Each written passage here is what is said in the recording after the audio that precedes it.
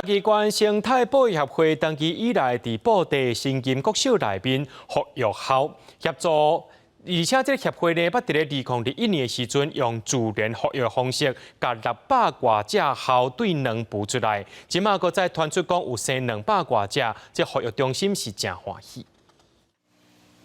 细个甲幼校孵出来，观察情况了后，连面搁爱放入去清气的鱼肚仔内底，斟酌看遐个卵，搁会当看到幼校伫内底叮当。嘉义县布袋校收容保育中心最近无因咧照顾这新出世的幼校。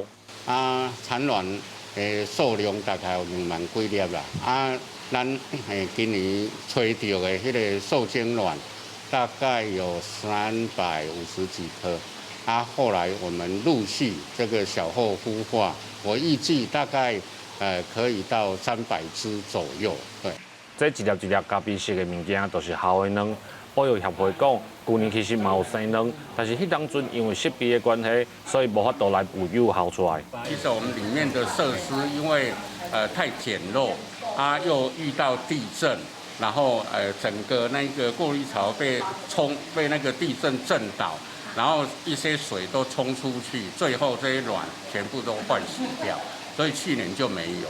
嘉义县生态保育协会长期以来伫嘉义县布袋拍拼来照顾甲护育校。